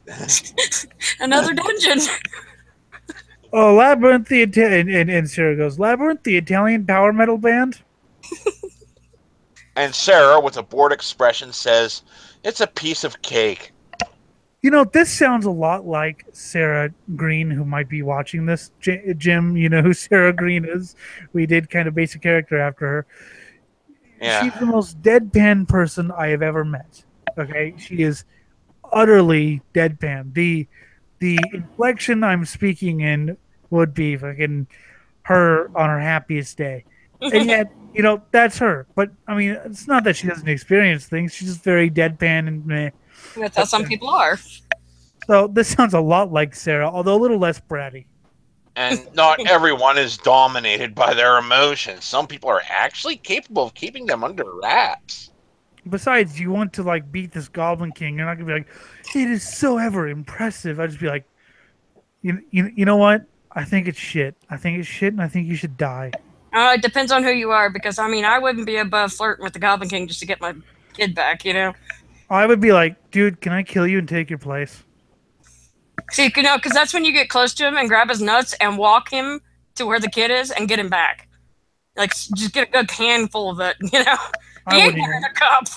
I would just be like, well, why don't you just kill my parents and I don't have to get the kid back?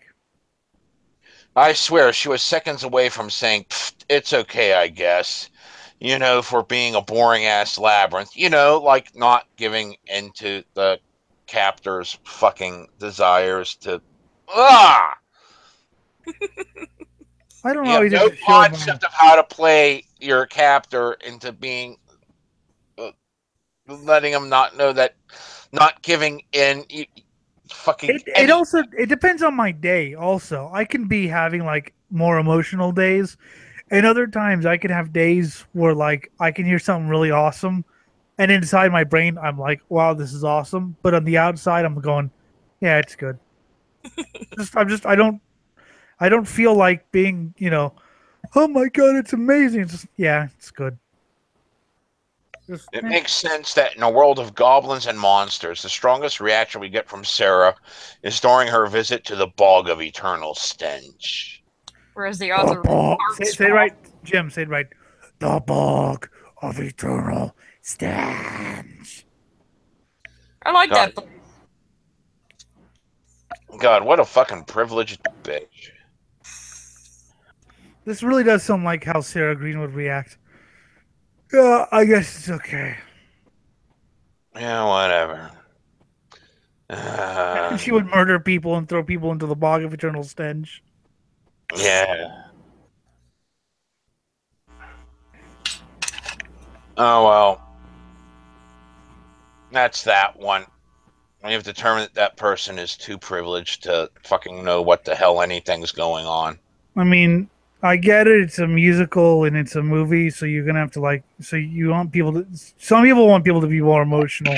I want people to be less emotional. I could like. I have had shows ruined because people scream too much. It's like, yeah, okay, you've just seen your friend disemboweled. Do I really need to hear you crying? This New Zealand stripper is now a sex witch and specializes in orgasm boosting spells. By the way, ladies and gentlemen, I'm available for grief counseling.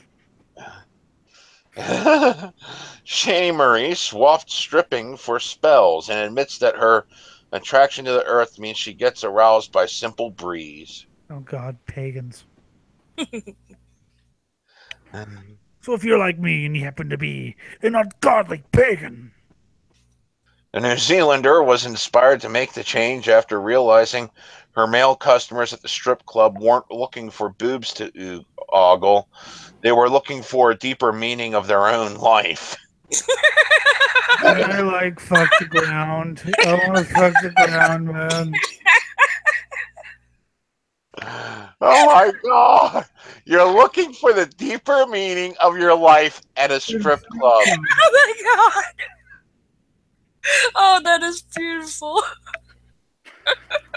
If I'm looking for the deeper meaning of life, I'm gonna look a lot of places: music, Satanism, a bottle, but a strip club. Even this show has more meaning of life than a strip club, and I hate this show. This is something I would have tried on a 10 strip. Let's go to the strip club and see the meaning of life. Eat another one!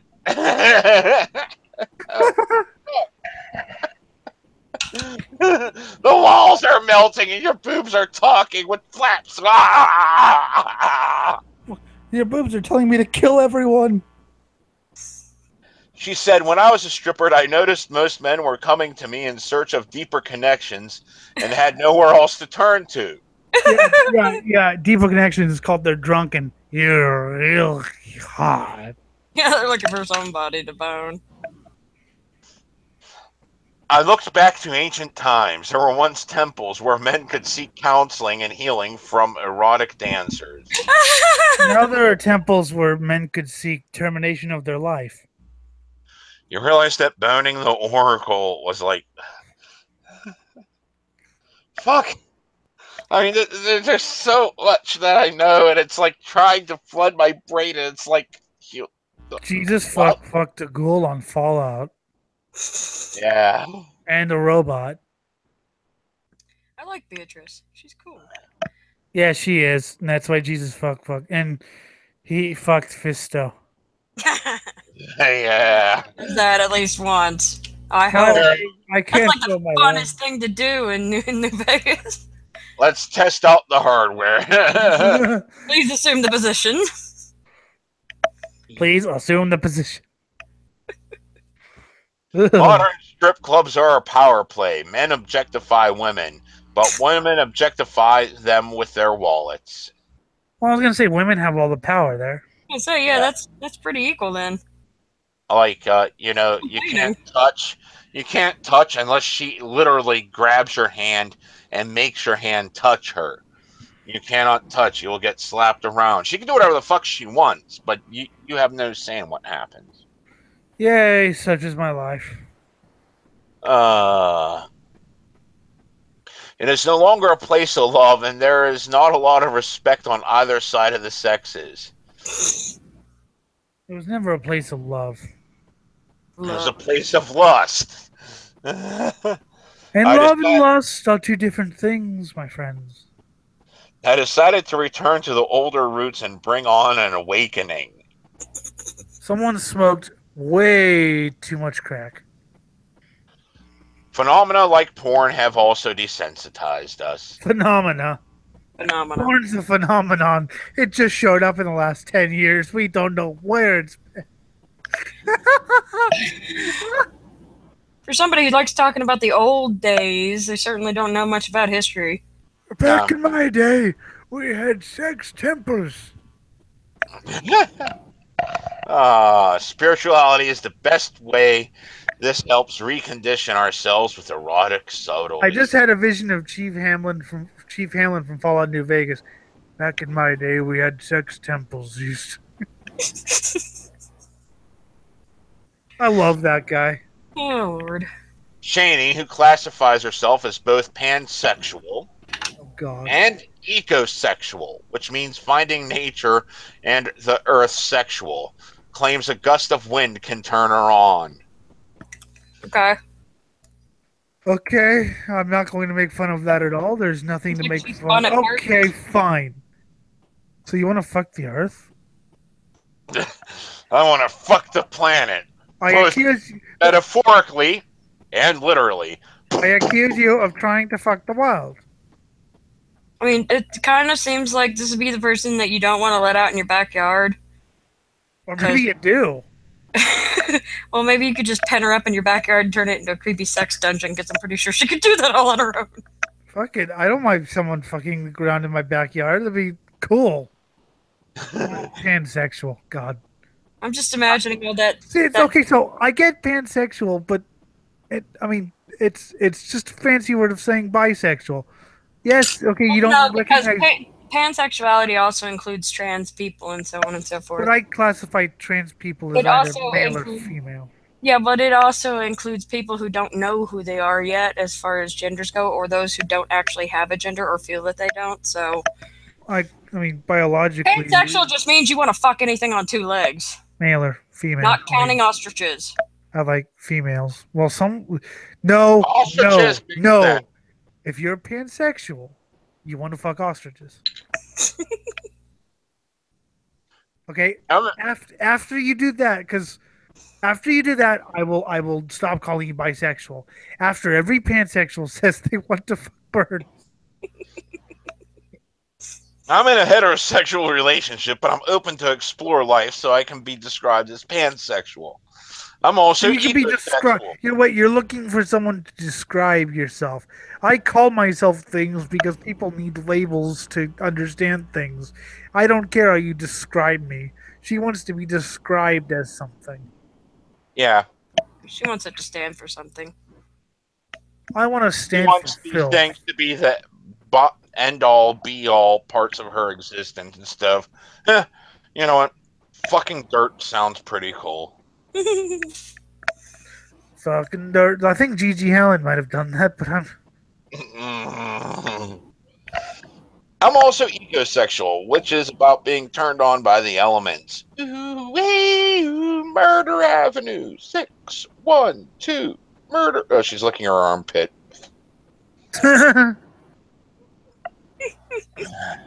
And okay, please continue before I kill you. It can mean surrendering to pleasure such as the winds blowing on your skin. The elements are important to witches and shamans alike. Yeah, but not in that way. There's I like walking around in nature and feeling the wind on me and stuff, but I don't think I'd get all about it. There's an actual satanic witch watching this, so you can ask her. Spellcrafting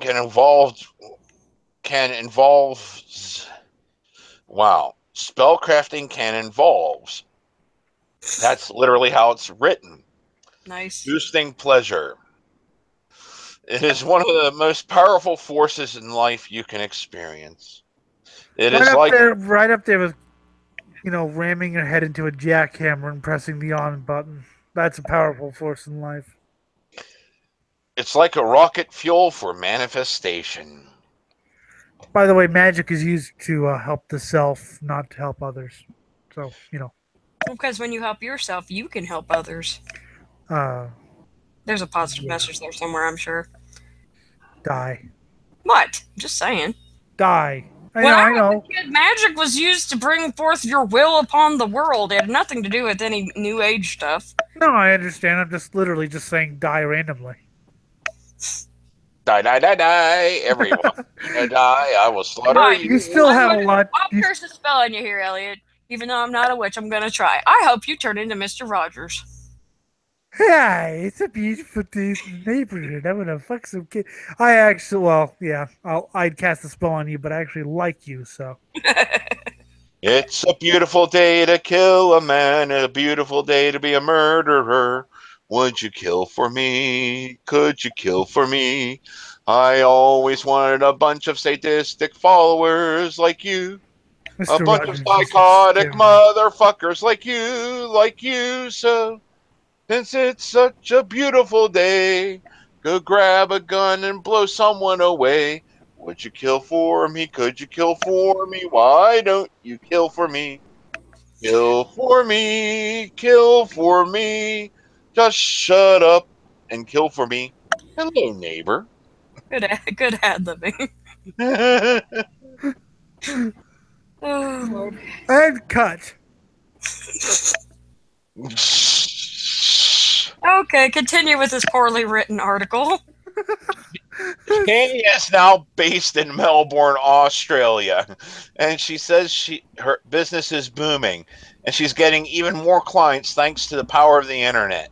Ah, you're the Australian's problem now. Australia, let us rejoice, for we have a sex witch in our midst. Sex midgets.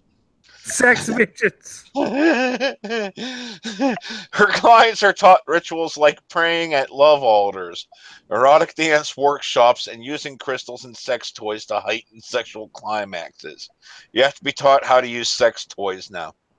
Oh wait, are they made out of like wood or something? I have a ritual. The eco thing. I have a ritual. It's called suicide. It's fun. Try it. It's good for the whole family. She also casts spells known as sex magic to deepen feelings of sexual pleasure. Can she cast a spell to make me care? Maybe. I don't know. Shaney's services also extend into face-to-face sexual coaching and even Skype consultations, a modern twist on ancient tradition. Great. I want to get her on Skype for this show and make fun of her. Saying that we'll never actually get her on this show because we just said we were going to make fun of her. I really need to stop. So we should get on Kickstarter and start a fund so that we can hire you a sex psychic or whatever the fuck she is. We should get a Kickstarter and start a fund to buy nuclear weapons for us. Can she give me a boner? Because that's been a problem. Well, I can't enjoy sex unless there's really good conversation. So, you know. With you boys and your foreplay. Yeah. I need a brain boner. Seriously, that's what I can't just. See, I like them titties, but I need a little bit more to get it up, especially in my old age. I know. Just beat him up for a while. She said her mostly male clientele, who span the ages from 20 to 70, are in the hundreds, but that number is rising as people trade religion for spirituality. Submit yourself to Satan and kill. Australia has a big movement, especially in Melbourne and Byron Bay, of spiritual sexuality. More and more people are starting to dip their toes in it. Yeah, I think I'll pass. There is a history of misinformation about witchcraft and paganism, but people are curious, and spirituality is slowly replacing religion. So you're replacing religion with religion. Okay. Well, spirituality isn't quite the same, but I don't have much respect for neo-pagans because they're very fluff-obsessed. They dance around in a special little happy circle and use magic for the benefit of others. Ugh. Like I said. Yeah. Sex witchery involves using ancient pagan ways of being to unlock greater pleasure pathways. Yes, and ancient pagans would laugh at you. As she holds up a cat of nine tails in one hand and a feather in the other, raising it up to the gods. Okay, so she's basically a sex therapist without a degree. Yeah. I'm a sex therapist. Here, I'll have sex and you can go into therapy afterwards. Shaney said beyond the bedroom, her services can offer therapeutic qualities to victims of depression and trauma. I'm depressed by this fucking news story. She wants to fuck everything and has no end to her libido, it sounds like. I accuse you of trying to fuck the world. Yes. Yes, you gotta watch the fucking second Cooler movie done by Team 4 Star. That was good. It's a Revenge of Cooler or something. It was fucking hilarious. He was Once fucking again, the world. I'm a sex therapist. You have sex, and then you go to therapy. No, see, this woman literally wants to fuck the world. She wants to fuck it and everything on it. I'm past. I'm in a committed relationship here. Some people can definitely use spiritual pathways to cure trauma, but it must be done tenderly. Do not tickle his balls. I already have a spiritual pathway. Satan and metal, metal and Satan. We are ultimately sensitive and gentle beings who like murdering each other. See, I've had people describe me as a lot of things, including romantic. Never had anyone actually describe me as sensitive. One of my clients was suffering from severe depression. He said after 6 sessions, he felt more growth than he got from years of psychiatric therapy. And then he jumped out a window. Wait. That's a Beavis and Butthead moment. Growth. Growth. That's what I was thinking. He said growth. See, I was stuck back on depression. See, I'm in the misanthropy of the potty humor. Shani would be bringing her new sex counseling to Europe this month and will be visiting London and Irish cities as part of her international tour. Oh, great. Encourage the Irish to have more sex. That's what we need, more Irish. I think they've got it in hand over there, to be honest. Can we just give Ireland back to the snakes?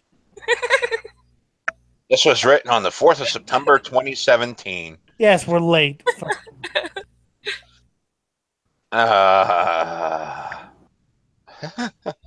You want to do one more? Yes. Okay.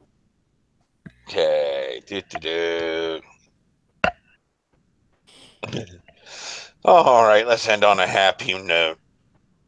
The man tries to mimic a TV stunt and sets off a massive fire. Oh, God. Oh, yes. That building's gone. It looks like several neighboring buildings were catching it, too. Across the fucking 4-lane street. That's impressive. Nice. Yes. Oh, this is better. The fire damaged 32 buildings, displaced at least 18 people out of 32 buildings. And forced to get a gold star for effort there. Yeah, and forced the city to declare a state of emergency. Yeah. Whoopsie. Oh, God. And it all began, officials say, because a man wanted to imitate a stunt he'd seen on TV. I have to know about this. Yes, which stunt was it? Let's read on. The fire broke out on Thursday in a neighborhood in Cohoes, New York. The man was trying to bend metal with fire in a barrel. What? Oh. This is pathetic. What, did he not go outside to attempt this? Did he try this in his living room? Let's find out. Let's find out. Said the fire chief. He was trying to create a sword, something he'd done on a TV show, Forged in Fire. That's an Anvil album. The reality show pits bladesmiths against each other as they compete to recreate historical weapons. See, okay, I've never denied that people will see something in a TV show or something and try to do it, but how does these people not get locked up for stupidity? But it was very windy that day. Dum dum dum. God hates you. God hates us all. And the extreme wind conditions caused the fire to spread several blocks. It took Yeah, that. firefighters 6 hours to get the fire under control. I just I mean, wanted to see, if make a I was doing sword. something like this, I would pick a day with like no wind at all. It was for a noble cause. He was trying to make a sword. It had I to. understand that, but I'm just saying, wouldn't you pick a day with no wind? I'm just saying that it had to be the Blade of Legend, which claimed the lives of millions Well, in the entire town, just so that way it could be forged with the iron of their blood. yeah, there's that. We could also argue that maybe he was taking the advice of that last lady a little too literally. All that wind. And the Maybe wind's that's turning me He wanted on. to fuck the wind while making a sword. yes, that sounds totally awesome. Oh, that's even better. Police charged the man, 51-year-old John Gomez. He should know a little bit better by the age of 51. You would think.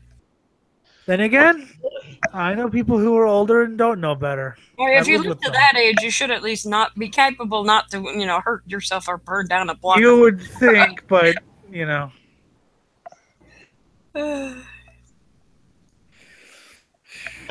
With fourth-degree arson and reckless endangerment.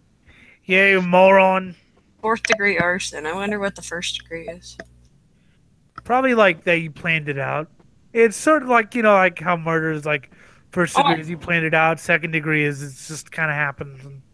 well, I kind of want to hope it means that first degree arsonists are like hiding in a bush somewhere furiously masturbating while everything burns. First degree arsonists are people who like, no, that's pyromaniacs. Still, I mean, I just. There's a difference between I want to arsonists hope and that. I actually want to like half seriously because we talked about this black metal people accuse the people of burning down a church. In black metal, they accused them of being pyromaniacs, which in reality they weren't. It was about revenge for but so because they never stayed to watch it burn, they left. Right. This So guy. there is a difference. Just saying, I really hope that that's how it goes. I mean, fitting in Yes. with the last theory and the wind and Okay. everything, I just really want to imagine that. I know. I just decided to educate you. Florida man high on meth climbs onto stranger's roof to howl, police say.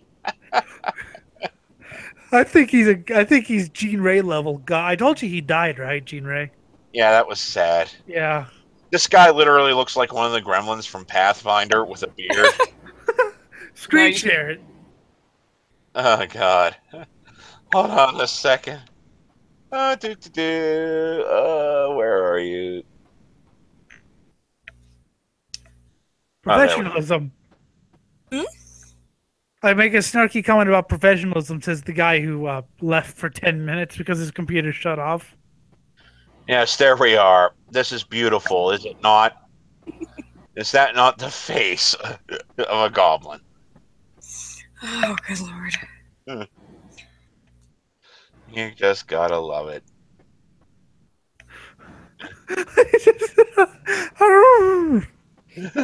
A family woke up earlier than planned on Veterans Day to find a man high on meth on their rooftop. This sounds like the boomhauer that stole Christmas. Except for I don't think he howled. Oh, god damn it, Margaret's doing it again. No, the boomhauer that stole Christmas. There's this guy that we nicknamed Boomhauer because he talked weird like that. Yeah. And he was with his wife and kid one day, cracked out of his mind. I don't even know what drugs he was on. But he went around to his neighbor's house on Christmas morning, way balls ass early, and 6 inches of snow. Or a foot, somewhere around there. It was a blizzard, so I don't know exactly how tall it was. But he went around in the snow to his neighbor's houses, stole all the gifts, and took them back to his house. Keep in mind that there's a bunch of snow on the ground. The police could easily follow the tracks back to his place. And when the police got there, they found him masturbating to gay porn while his wife and child slept. Go for the gold. Surrounded by all the gifts he had stolen. And this is someone I knew. This was someone I knew. How did he steal the gifts? Were they outside or something? No, he just broke into their houses and took them. I don't know how these people didn't wake up. How he was skillful enough to be that stealthy. But not enough to cover his getaway. Mm. That is the story of the episode right there. The Vero Beach father called Indian River Sheriff's deputies to report that around 6 a.m. he and his sons heard someone stomping on their roof, yelling and howling. According to Channel It 5 was Jim. WPTV. Jim decided to get on the roof and yell, "There can be only one," while throwing cans of Monster at people. I And did. now we know how Jim is going to die. On the deputies arrived, they encountered 31-year-old Jacob Johnson Futch. Futch of Vero Beach told them he was up there waiting to meet with an angel. He was up there to meet with an agent from the Drug Enforcement Agency. Oh, okay.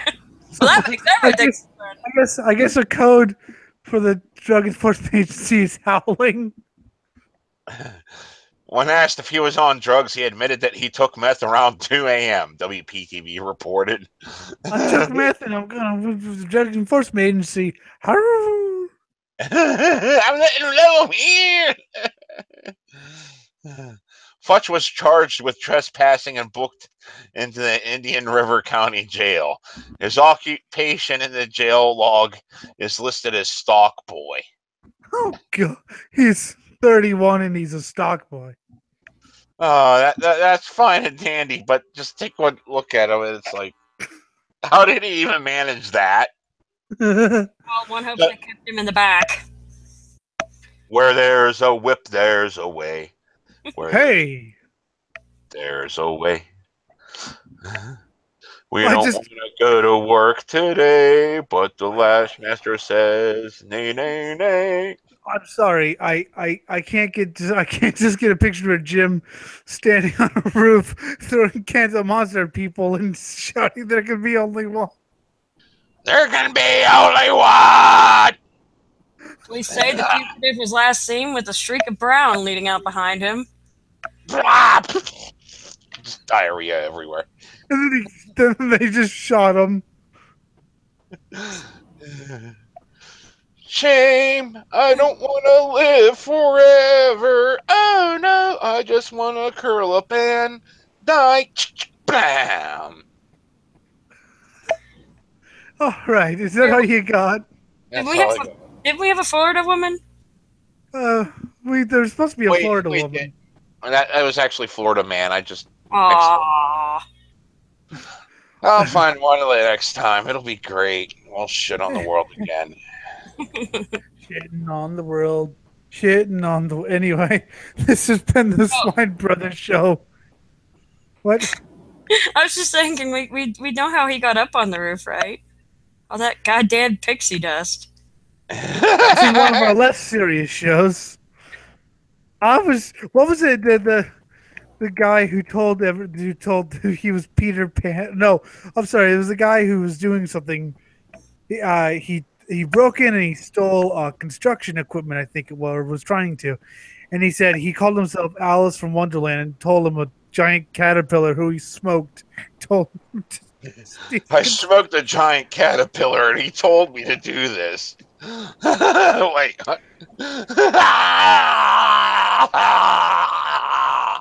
I'll take your word for that one, bud. This has been the Swine Brothers Show, episode 134 for the 4th of December 2017. I can't go on.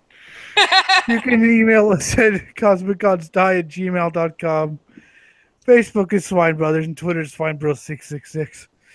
For Danamund, for the Jim, there can be only one, and he is the only one. I'm Elliot Lindemood. Don't drive like my brother.